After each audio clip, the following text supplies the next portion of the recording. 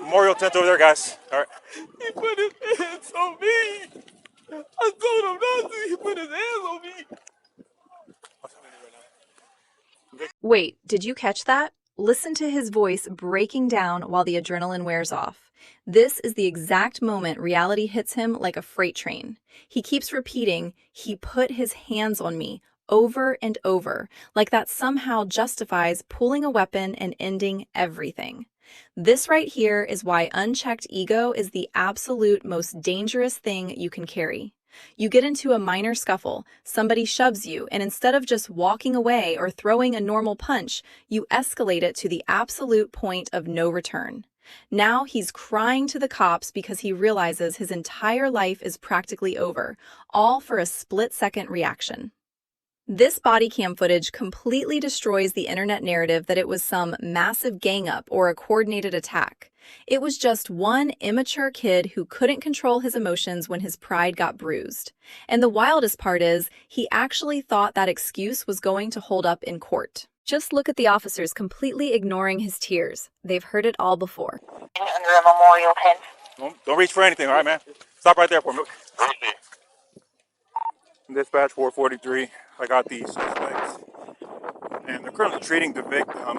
Again, he's on the north end of the stadium. Look at the absolute tension in the officers' body language as they roll up to the memorial tent. They just got the dispatch call, they know the victim is down, and they have no idea if this guy is still armed or ready to swing. You can literally hear the command presence in the cop's voice. Don't reach for anything. The suspect is cornered at the north end of the stadium, and you can feel the air getting sucked out of the room. Notice how the suspect immediately freezes up. All that bravado from the stabbing just evaporated.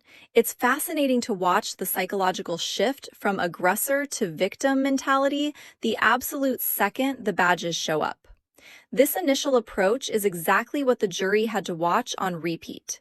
It proves he wasn't in some frantic fight for his life against a massive mob. He had isolated himself, tried to blend in, and was caught red-handed.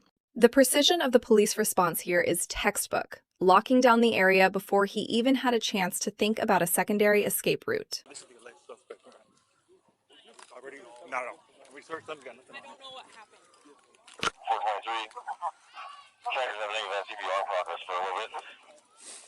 Freezing. Hold up, are you seriously hearing this guy right now? Literally minutes after crying and confessing that the victim put his hands on him, he completely flips the script and tries to play dumb, telling the cops, "No, I don't know what happened." This is the panic setting in. He realizes his first excuse sounded incredibly bad, so his brain immediately defaults to straight-up denial. The staff is just standing right there next to him, probably in complete shock at the audacity. You have to wonder what was going through his head. Did he really think the cameras didn't catch him? Did he think the evidence and the eyewitnesses were just going to magically disappear?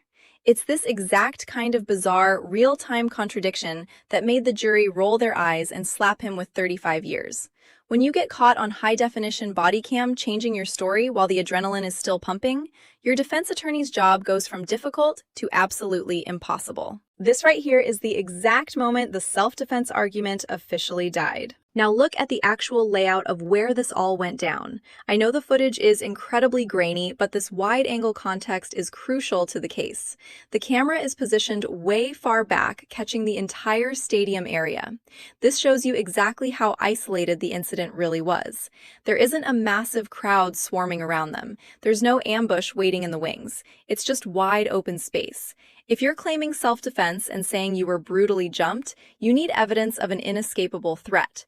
But looking at this wide shot, he had every opportunity in the world to just turn around and walk away. He had plenty of space to escape the situation if he genuinely felt his life was in immediate danger. Instead, he made the active choice to engage. The jury saw this exact frame and immediately knew the social media rumors about him being surrounded were total garbage. Sometimes the environment tells a better story than the actual witnesses, and this open area speaks absolute volumes about his choices that night. Got it wrong. Social media just generally got it wrong. And that, let me address that specifically, is I don't know the Metcalfs. I have never met the Metcalfs. I have never socialized with the Metcalfs. I would know the Metcalfs if they walked in before the trial. if they walked up to me and said hello. And so it's ridiculous. And that's just. Check out the judge absolutely laying down the law, and he is not holding back one bit. He is visibly fed up with the absolute circus that social media created around this entire trial. People on Instagram and TikTok were spinning wild conspiracies, driving their own hidden agendas, and completely ignoring the actual facts of the case. The judge is practically begging people to use their brains and look at the real evidence, instead of buying into clickbait rumors meant to generate fake outrage. He literally released this footage just to shut the internet up. Think about how crazy that is. A sitting judge breaking normal protocol to release raw evidence to the public purely because internet trolls were hijacking the narrative. It's a massive reality check. We live in an era where an algorithm can push a fake narrative to millions of people before the truth even gets its boots on. This judge dropping the hammer on the fake news surrounding the trial is easily one of the most satisfying moments of the entire legal process. If you appreciate us cutting through the rumors to show you the raw facts, hit that subscribe button right now. See you in the next breakdown.